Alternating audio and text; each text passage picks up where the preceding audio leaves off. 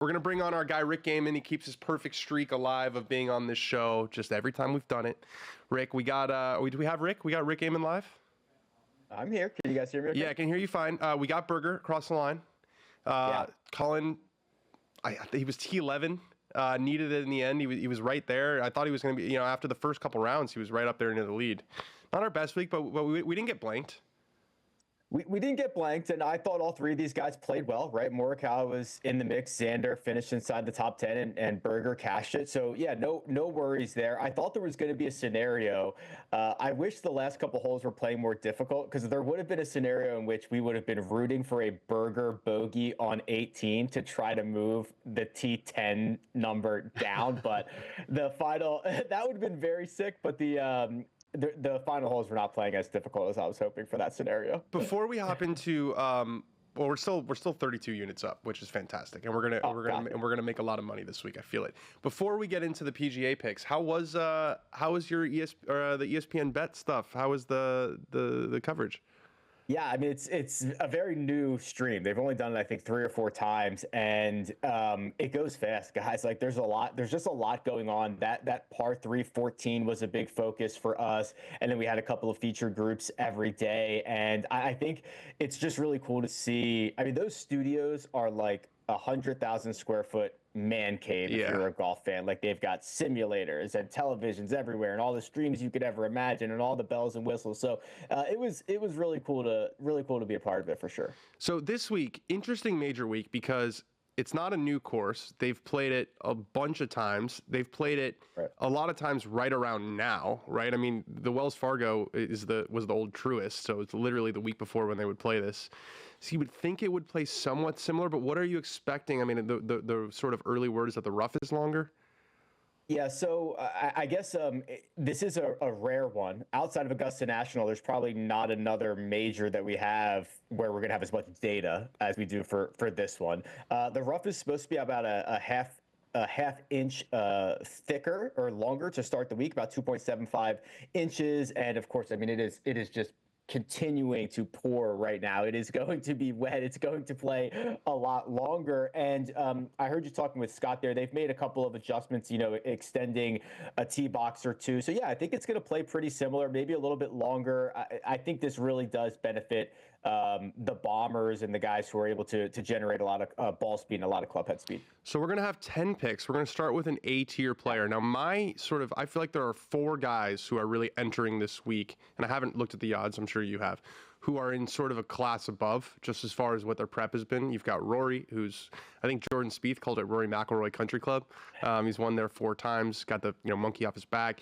He finished 7th this week. I mean, he said he didn't really play well, and it was his first weekend back to sharpness. You've got Justin Thomas, who's had a chance to win 3 of his last 4. Won the last major at Quail Hollow.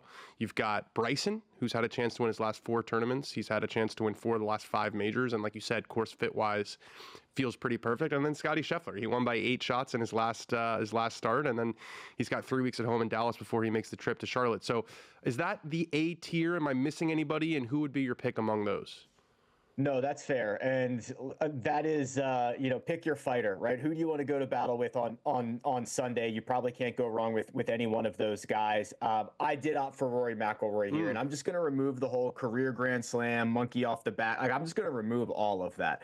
Rory McIlroy at Quail Hollow is the best player course combination in the world. I'm not exaggerating. 2.8 strokes gained per round over 32 rounds. Anybody with a minimum of 24 rounds at any golf course cannot beat Rory McIlroy. Okay, so the ultimate course horse. I heard Scott mention that the longest of the hitters have an edge here. That's true. That bears out in the statistics as well. There are a handful of spots where only the top percentage of distance guys are going to be able to get a much better angle, a much better result. And because everybody has to play from the same spot off the tee, that is a guaranteed built-in advantage. So that is just the statistical side of things. And then if you think I'm missing out on Rory McIlroy playing in his first major championship as a career Grand Slam winner at the golf course that is literally the best in the world for him, you're out of your freaking mind. So I'm rolling with Rory McIlroy here. B tier player, kind of that next tier in the odds. Who do we like to sprinkle a little outright? Gosh, this Xander guy has just got a hold on you. He's got a hold on me, but I don't mind it. Off to a little bit of a slow start on Thursday last week. Played great the final 3 days. I thought he looked a little bit off, and he still finished inside the top 10. The thing that really got me, Dan, was on Sunday. He drove it into the greenside bunker on both 1 and 2. And that is something that only Rory McIlroy did on Sunday. I mean, this dude is long. He's third in driving distance. Yeah. All drives in driving distance last week. He was third. I don't know what this new gear is that he has found, but I think that he's going to be able to take advantage of some of those situations off the tee that other guys are just not going to be physically able to take advantage of. Okay, so that's our B tier player. Our C tier player is another guy who you just can't seem to quit. No, and they keep playing well enough, right? I mean, it's one of these scenarios. It's Patrick Cantlay. He's 50-1. He's 50-1. He has been the model darling. He's a ball striking maven. He finally gained strokes with the putter last week. I worry about a lot of things. I worry that when he looks up on the leaderboard on the back nine on Sunday and he sees his name up there, he's going to make a dude. It happened this past week where it was like he got up there and it was like he just didn't seem to have a real interest in taking that next step. I think if they played 1,000 holes, Patrick Cantlay would win them all. But like the ability to make a birdie right now in this moment, he just lacks. But at 50-1, when you are as talented as he is on a golf course that, listen, he's not super long, but he's long enough, and he's going to be able to separate himself a lot via the tee to green play. I will run these two guys out there one more time and see what happens. All right, make the cut bet. Very, very simple job. Very simple job you got to do here. Very simple. A lot of guys in the field, but very simple. This is Nicholas Norgard. So he's coming off a really good finish in Myrtle Beach. He's a masher, right? Again, there's gonna be a trend here. He moves it off the tee. He's rounding into form right now. There is a strong correlation between if you could like 175 miles an hour of ball speed. If you have 175 miles an hour of ball speed, it is really hard to be bad at Quail Hollow. And that's really what I just need to avoid. I just need you to get you to the weekend. I'm paying a little bit of juice here. He's minus 115. So odd makers think he is more likely than not to make the cut, just over 50%. I agree with that sentiment. We're going with Nicholas. Okay. Missed the cut. A little bit of a naughty boy bet here. Rooting against somebody, but a little bit of hate watch never hurt anybody. It never hurt anybody. Quail Hollow has hurt Mackenzie Hughes, though, which is where we're going here. I mean, it makes sense. This is like on paper one of the worst places. He played short game guy. This is horrible for him. I mean, this is such a big ballpark. He's missed like 3 out of his 4. He's missed the cut in like 3 out of his 4 trips here. He just had a very emotional letdown scenario where he gets bested by Ryan Fox, has to exert a lot of energy, and then goes to a golf course that is seriously super bad for him. So even money for him to miss the cut. A matchup, one guy versus another. You start these guys on the app early in the week, and you get a couple days full of entertainment. Yeah, you let them fly. And we've got Tommy Fleetwood over Victor Hovland here. And I was hoping to see the breadcrumbs from Victor more over the course of the last couple of weeks. I thought that he could be able to separate himself in the ball striking categories this week. It's a little bit wipey right now. He's not making solid contact. You're seeing that show up in the metrics as well. First couple rounds and even the whole tournament last week, he just could not. It was like his worst putting week of his career.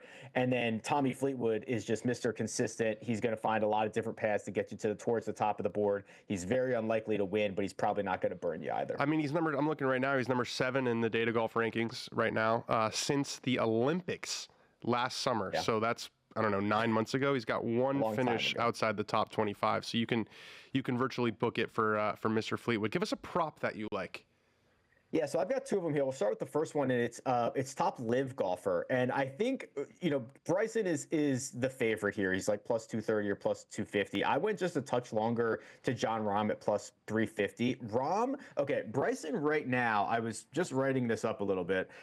Bryson is having the best driving season we've ever recorded. Whether that's shot link or live strokes gained, that's like he's gaining like across. A stroke and you're a half saying across live and the Masters, basically so far. No. I'm saying like since 2003, the greatest driving year we have ever seen is what Bryson DeChambeau is doing right now. That's pretty good. It's early. It's halfway through the year. He's got to hold on to it for the rest of the year. But Jon Rahm is also in like the top 30 of that. Now that's a lot. It's a very, very high end driving week. driving year, excuse me.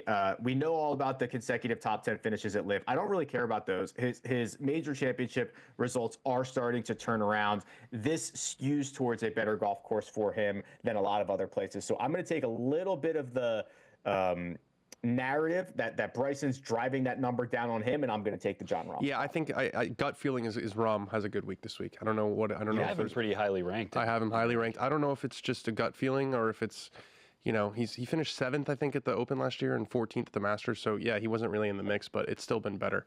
All right, and then hole-in-one bet. Okay, we're going back. We got this wrong at the Masters. Okay. Well, because they screwed us with the pin on 16. Yeah. They had to do like a special pin. Yeah. No special pins this week, PGA. Well, the good news is I don't know if there are a lot of great pins out there. I mean, these par threes are they're monsters. They are difficult. The proximities are into these par threes are some of the largest on the tour schedule, and now we're getting it in major championship level conditions. It's just like you're looking at a bunch of distances and pin locations that are just inaccessible. Somebody is going to have to hit a shot that rams the stick at 30 miles an hour and goes down. And that's really been the shot link stuff as well. The guys just don't make a lot of aces around here, and they definitely don't do it in these types of conditions. I saw a stat, and I think we talked about this with Scott. When the pin was in the back last year on 17, right? That's the par 3. There were no birdies. In the Green Mile? No birdies. A field with the best players in the world. No birdies. Barely hit the green. Yeah, you can barely hit the green. It's unbelievable. Yeah. All right. Give us a top 10 bet. All right. So here's where I'm deploying Bryson. Right. So well, I'm confused now. So you think Bryson and Rahm both finish in the top 10? Oh, I think they're both going to do very well. Yeah. I think there's a very small pool of players that are finding their way to the top of this leaderboard, and I'm quite bullish on Bryson. I mentioned the driving stuff. He has not played a ton at Quail Hollow, but the what he's been able to do off the tee in his career there is very special. We've seen what he's done the last 5 major championships. Bryson, Scotty Scheffler, Xander Schauffele, Rory McIlroy, like by far the best players since the start of 2024 in major championships. So we'll probably see it again. We'll probably see him in the mix again. I don't know if he's going to win. He's had his weekend or his Sunday struggles, but we're getting a plus 150 on the top 10, which is the way that I want to get access to Mr. DeChambeau here. And then top 20 to round us out. Yeah, I'm biting a little bit early here. We've been tracking Sung J.M. for a long time. I love this pick. He's plus 250 to finish inside the top 20.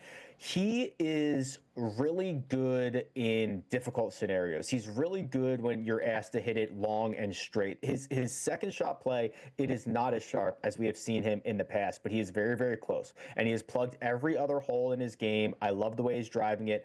I love the short game. Dan, even the best player this week is probably going to hit like 56% of the greens. You're going to have to get up and down for par constantly, right? So guys that are able to do that and make that valuable 6-foot par save or something like that, that's going to be important this week. I think Sung J.M. is ready for just a small positive second shot week, make his way to T14, and we'll all be happy on Monday. He's got Willie Wilcox on the bag, who I think is going to join our live show on Wednesday, which I'm hoping you'll be at. I love Sung J this week. I think this is the bet that I'm most excited about. Another guy who maybe, isn't as interested in winning golf tournaments as, you might hope, but he's an ATM, and Willie reminds me of that all the time. So thank you so much, Rick. You're the man. We'll see you down there in Charlotte.